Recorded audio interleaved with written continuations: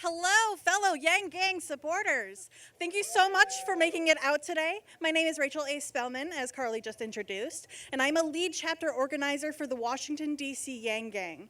Not all of the candidates are considering not just the future of American employment, but the functional and very real present. The 9-to-5 lifetime careers of our grandparents are virtually non-existent in today's America.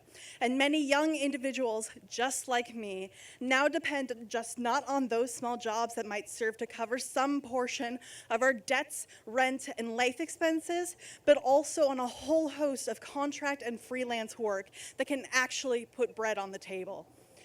Andrew Yang is different. I was drawn to his campaign because I am one of many freelancers who needs a dependable tomorrow. Where other candidates may give lip service to the idea of supporting the arts, Andrew Yang is in full support of artists like myself who depend on it as a profession.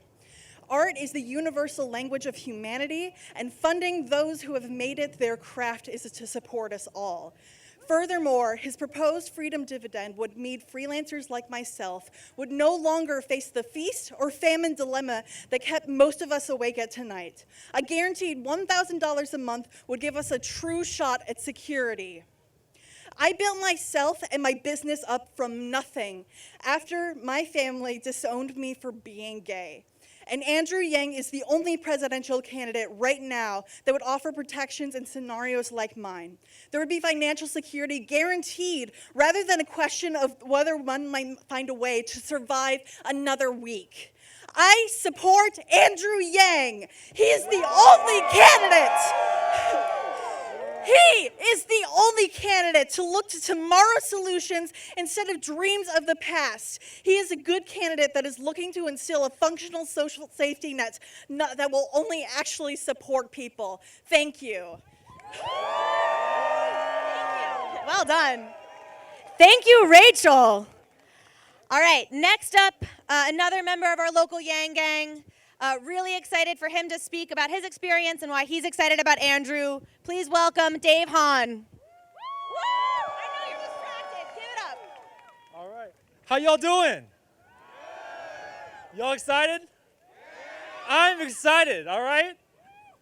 All right, so I came up here to talk about why I love Andrew Yang. So let me tell you, what drew me to Andrew Yang was finally, we got a candidate that looks like me, right? And I know what y'all thinking. Handsome, 6 foot tall, Asian man with swag. But look, once I started looking more into his campaign, I started learning more, I realized we are not the same at all. First, I lied about my height. Second, Andrew Yang is smart. Way smarter than me, way smarter. And that's what really drew me in. This is a campaign of ideas. We are facing problems today that we have never faced before at this level. Global climate change, that's a real crisis. Automation is displacing millions of workers, and it's only getting worse. But and this has to be said, we're still facing the same problems that we have always faced. Women, the LGBTQ community, racial minorities, particularly our black and brown brothers and sisters, have been fighting for basic rights for generations. Generations with an S.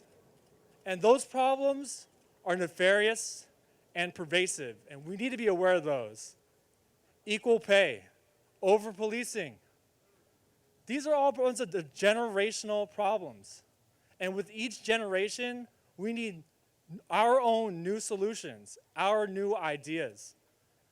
That's why I support $1,000 every month for every American, free and clear.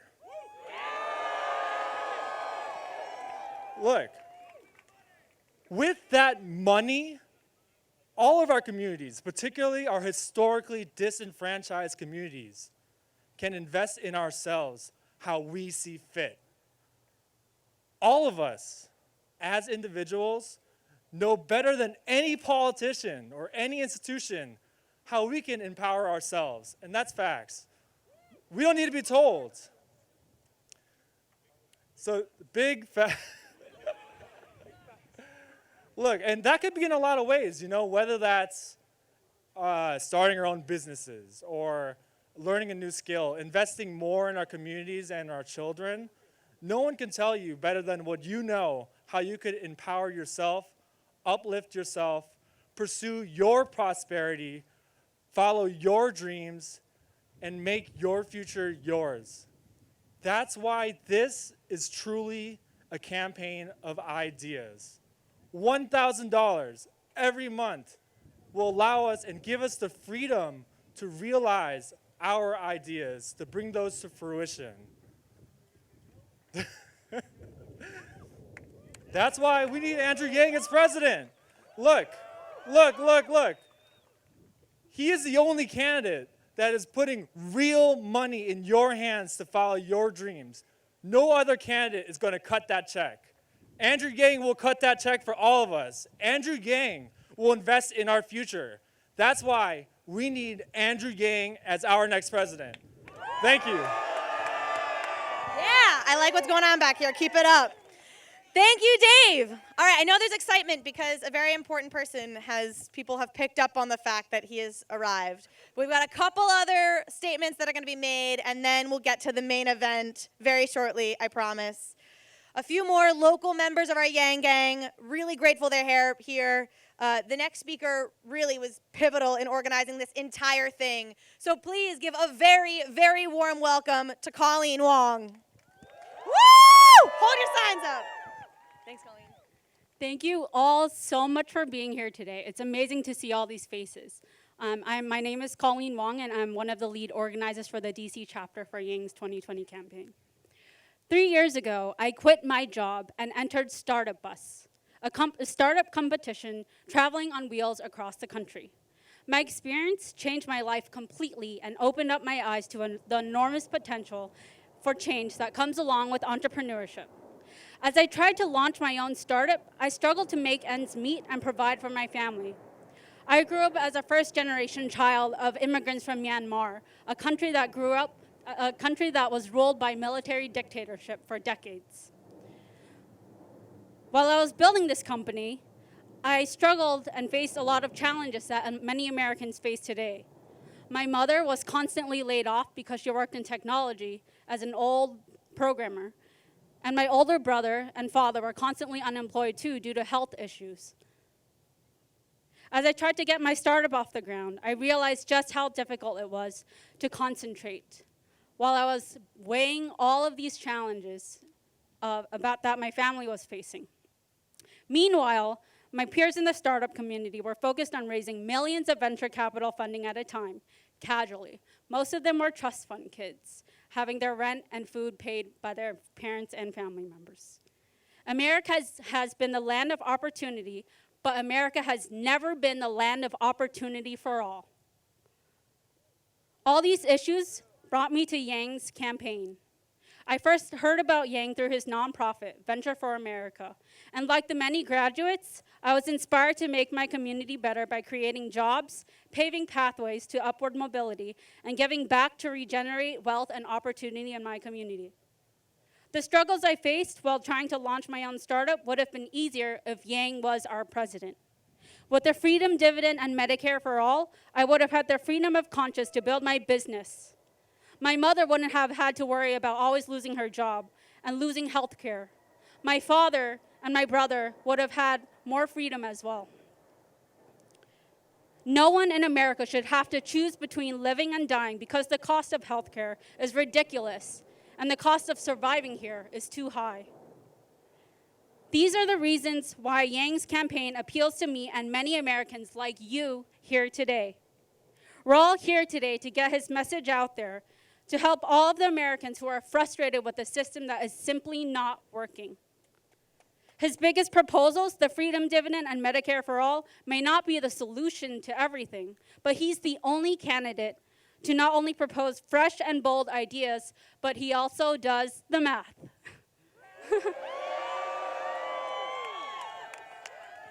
All right. Thank you, Colleen. We have only one more person before the man of the hour. And so I want to do one thing with you. Get your heated up here. Andrew Yang. Andrew Yang. Andrew Yang. Andrew Yang. Andrew Yang. Signs up. Andrew Yang. Andrew Yang. 1, 2, 3. Every time. I always try and end it smooth, but I never do. All right, our final speaker here, I am so excited. She is going to introduce Andrew for you, tell you why she likes this campaign and this candidate. Please welcome an amazing volunteer, Daisha Cole. Woo! Thank you. Hi, everyone. Andrew Yang, right? From a skinny Asian kid living in New York to a transformative candidate for the presidency of the United States. I guess the biggest question now is why, right? Why choose Andrew Yang? I think the best way to address that question is tell you my why. From childhood, I would say that things were pretty rare. I mean, fair. At least it seemed that way. I was surrounded by people of all colors, of all classes, and people that identified in all different types of ways. Fast forward to flying the coop. Transitioning to college, where I got to meet with a lot of different people and hear a lot of different opinions. And things seemed a little less fair. My undergraduate experience was riddled with bias, was riddled with prejudice, and was riddled with discrimination, unfortunately. I chose Andrew Yang because the guiding principle of his campaign is humanity first. Humanity first is what we need for America. Daisha Cole, a quirky black girl from the state of Florida, to now on a small stage with a big opportunity to introduce your next president of the United States, Andrew Yang. Thank you. Thank you, Washington, D.C. Yang gang. Yang gang. Thank you all. Woo-hoo-hoo-hoo. Yes. Yes. Yes. Holy crap. Thank you, Washington, D.C. Thank you. You all are beautiful. Thank you, Washington, D.C. It is incredible to be here with you all. How many of you saw the CNN town hall last night? Yeah, the Yang Gang gets bigger every single day. And you all are what I call early adopters, my favorite kind of people. You're the people who discover things early, but the Yang Gang's about to go mainstream. So we're standing here, shadow of the Washington Monument, the Lincoln Memorial. And this is the time, I came here for the first time. I was in 8th grade. How many of you all had a trip to D.C. in 8th grade? Remember that? It was like one of the first times you were going any place overnight with your classmates, and you're all nervous, and you're trying to find roommates, so just prove you had friends. And then they bring you here, and you go to the Lincoln Memorial, and it sinks in. Like, even when you're young, you actually get it. You get the gravity of what the country went through, and then the man who helped bring us back together. I brought my family here to the Lincoln Memorial just a couple of months ago for President's Day. My kids are only 6 and 3, so I don't think that they got it, but they definitely did not get it. But we get it. Am I right? Now, this country is going through major problems, not like Civil War level problems, thank goodness, but serious problems nonetheless. Now, I am not a career politician, as most of you know. I'm an entrepreneur, I'm a problem solver, and I'm here to solve the problem that many Americans have been struggling with for the past 2+ years, and the problem is this: why is Donald Trump our president? Now, if you go to the mainstream media and you say, hey, how did Donald Trump win in 2016? What are the explanations that you get? Why do they say that he won? Russia is number one. What else they got? Racism, that'd be number 2. Sexism. Facebook. FBI. Like, these are the explanations that we're getting. But I looked at the numbers.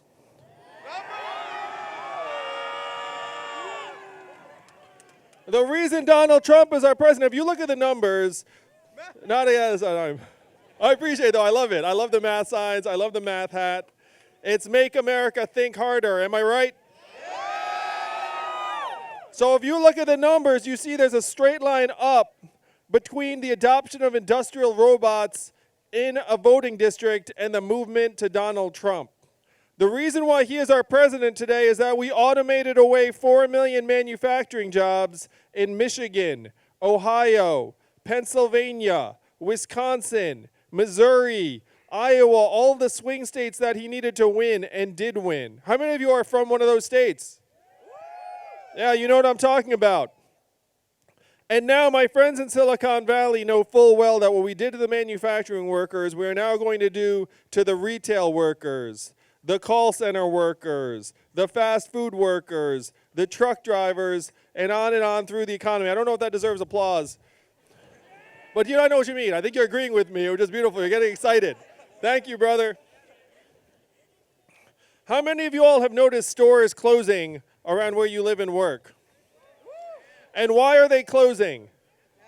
Amazon, that's right. Amazon's like a giant vacuum cleaner sucking up $20 billion in business every year, and stores could hang on for a while, but now 30% of American malls and Main Street stores are going to close in the next 4 years. Now, working as a retail cashier is the most common job in the United States. The average cashier is a 39-year-old woman making between $10 and $11 an hour. And what is that cashier going to do when her mall or store closes? Vote for Andrew Yang, that's a possibility. How many of you saw the recent Google AI demo where they showed software that could handle customer service calls? You guys see that demo? What do you think the time frame is on AI being able to outperform a call center worker? What do you guys think? Literally tomorrow is what he's yelling here. Now, I know when you call a company and get their customer service bots, you react the exact same way I do, which is just to pound those keys until you get a human. You're like, human, human, human, shut up, human, 0, 0, human. I do the same thing. But we're only 3 years or so away of not being able to tell the difference between the bot and the human. In a few years, the bot's going to pick up the phone and be like, hey, how you doing? What can I do to help you? And you'd be like, oh, do this. And you'd be like, sure, no problem. And you'd be like, oh, that was delightful. So we're about 3 years away from that, but there are 2.5 million call center workers in the United States right now making $14 an hour. And when AI can outperform one of them, it can outperform tens, hundreds of thousands of them. Now, I talk a lot about truckers. Driving a truck is the most common job in 29 states in this country. There are 3.5 million truck drivers, 94% men, average age 49. So the person you think of as a truck driver, that's actually a truck driver. Now, my friends in Silicon Valley are working on trucks that can drive themselves, and they're doing it for the most American of reasons. They're doing it for the money. Some people are screaming, yeah, money. I mean, I like money too. So there's $168 billion in financial incentives to try and automate away these 3.5 million truck driving jobs. Do you want to bet against $168 billion a year in financial incentives? They're getting hundreds of the smartest engineers in the country working on self-driving trucks, and they tell me that they're 5 to 10 years away. They're actually testing robot trucks in the Midwest right now. Now, how do you think the truck drivers are going to take it when they start seeing robot trucks like passing them on the highways? There are dozens of truck drivers that recently protested in Indiana. They did something called a slow roll, which is they just drove their truck slowly while in a highway, and then the drivers behind them were like, what the heck is going on? Why are these trucks going so slow? Now, what were they protesting? They were protesting the digital monitoring of their driving time. They didn't like the fact that they were being digitally monitored, because right now there's a 14-hour restriction on driving a truck. After 14 hours, you have to turn the truck off or the truck starts getting mad at you. Now, how are they going to react when they're competing against robot trucks that never need to stop? I have a feeling that they're going to take it very, very poorly, and only 13% of truckers are unionized today. So we're talking about very, very dramatic transformations in our economy. And I came here to Washington, D.C. in 2017 after Donald Trump won, and I said, what are we going to do about the fact that we're in the midst of this fundamental transformation that's brought us Donald Trump? This is called the fourth. This is before I was running, so they couldn't have said vote Yang, though I love that. That's a beautiful message. That's what you all are going to say. So I came to this town, Washington, D.C., and I said, what are we going to do? And what do you all think the responses I got here in D.C. were when I said, shout them out, go ahead. So the responses I got from Washington, D.C. were these. Number one, we cannot talk about that. Boo. Number two, we should study that further. And number three, we must educate and retrain all Americans for the jobs of the future. So that one, you're like, wow, that sounds pretty reasonable. But again, I looked at the numbers. What do you all think the success rate was for federally funded retraining programs to the manufacturing workers in the Midwest? Not that high. It was 0 to 15%. That stuff does not work. And so when then I said, hey guys, I did the math and we're terrible at retraining, they actually said to me, well, I guess we'll somehow get better at it. That's a Washington, D.C. solution to a problem. I guess we'll get better.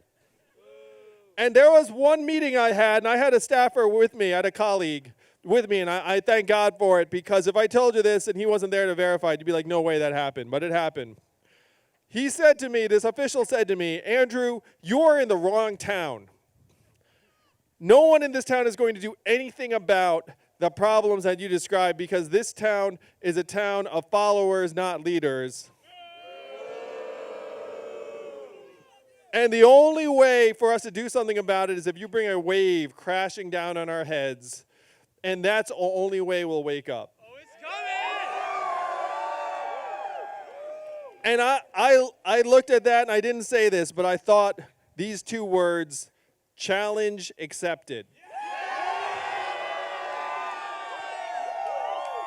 So now I'm running for president. How many of you saw that I'm polling at 3% nationwide as of today? That's right, and most people have still never heard of Andrew Yang. When they find out about me, oh my gosh. We're just going to keep on climbing. The internet has me as 5th most likely to win the nomination, and we know the internet is very, very smart. So why is that? I'm proposing, as you heard, I'm proposing the Freedom Dividend, which is $1,000 a month for every American adult starting at age 18. That's right. Now, the first time you heard of that, what you thought was these three things. There's an Asian man running for president who wants to give everyone $1,000 a month. And all those three things are true. But at first, when you heard them, you were like, this literally sounds fantastic. This sounds too good to be true. This almost sounds like a gimmick. But then when you look into our history, you realize this idea has been with us since the founding of this country. Thomas Paine was for it. At the founding, he called it the Citizens' Dividend. Martin Luther King, whose birthday we celebrate every year, was for it. He called it the guaranteed minimum income, and he championed it in the year 1967, the year before he was assassinated. Milton Friedman and 1,000 economists signed a study saying this would be tremendous for America. Wow, Milton Friedman gets some applause. That's the Yang Gang for you. It was so mainstream that it passed the U.S. House of Representatives twice in 1971. And then 11 years later, one state adopted a dividend where now everyone in that state gets between $1,000 and $2,000 a year, no questions asked. And what state is that? Alaska. And how do they fund it? Oil. And what is the oil of the 21st century? Technology, that's right. What they're doing for Alaska with oil money, we can do for everyone here and everyone around the country with technology money. In Alaska, they call it the oil check, and they love it. And we're going to call this the tech check, and we're going to love it.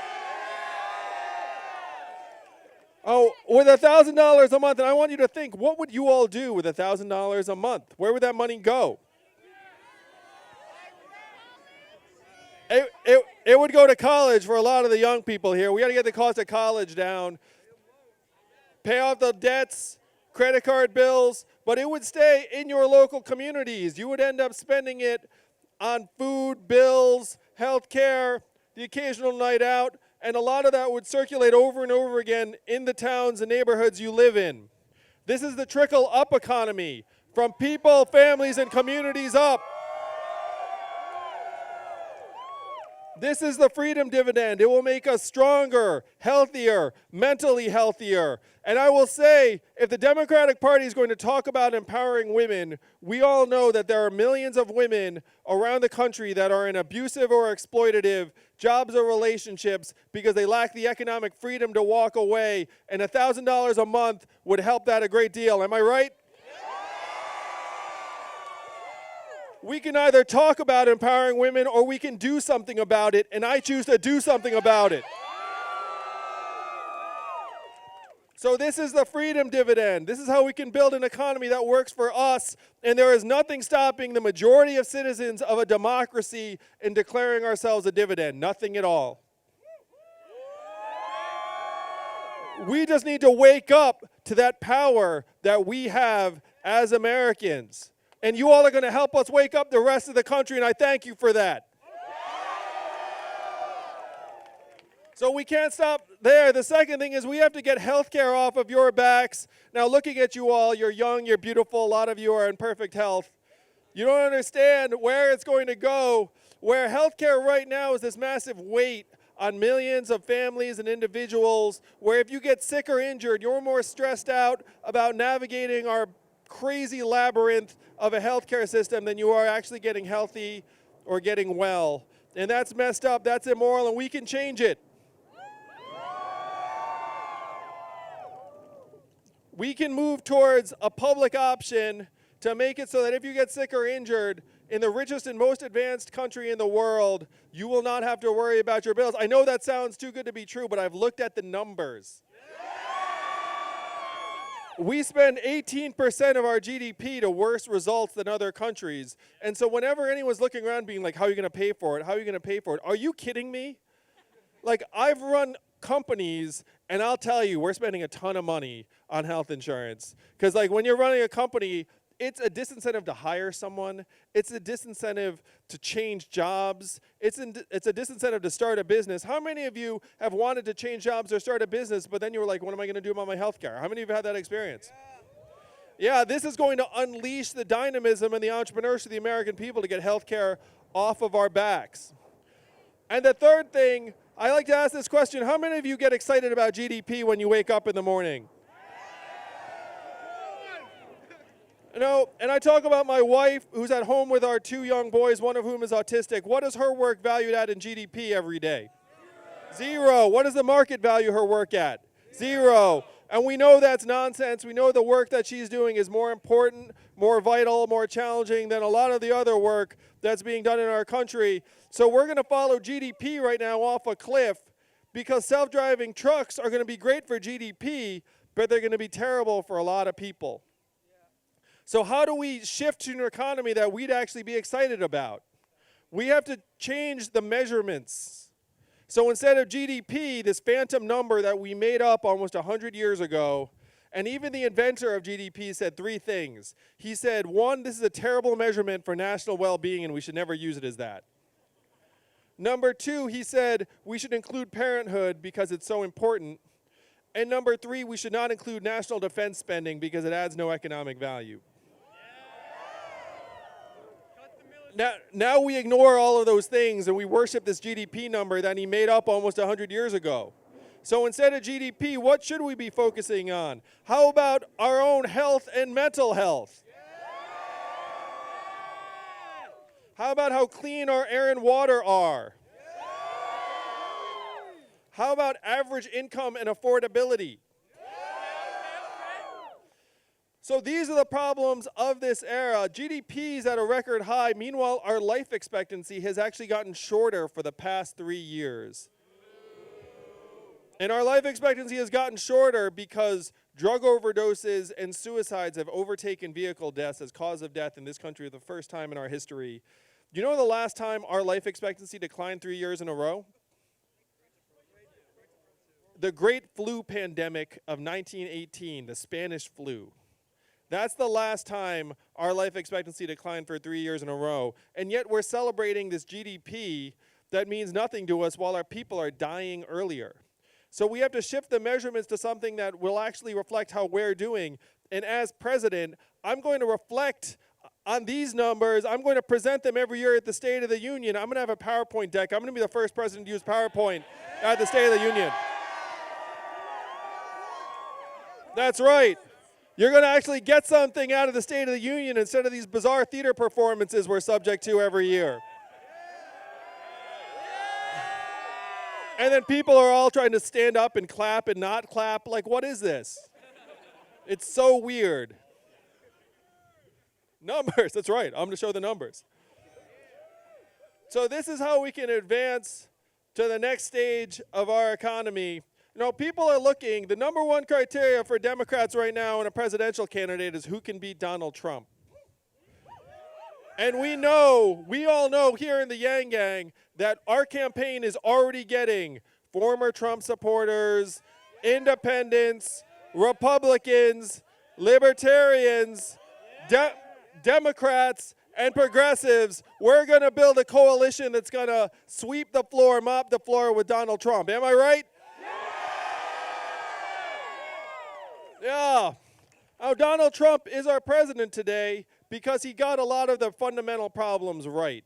He did. You have to say, when he was going around saying, hey, things are not great, and then the counter was, things actually are great, like that was not the right response. There are real problems on the ground, and he got that much right, but unfortunately his solutions are the opposite of what we need.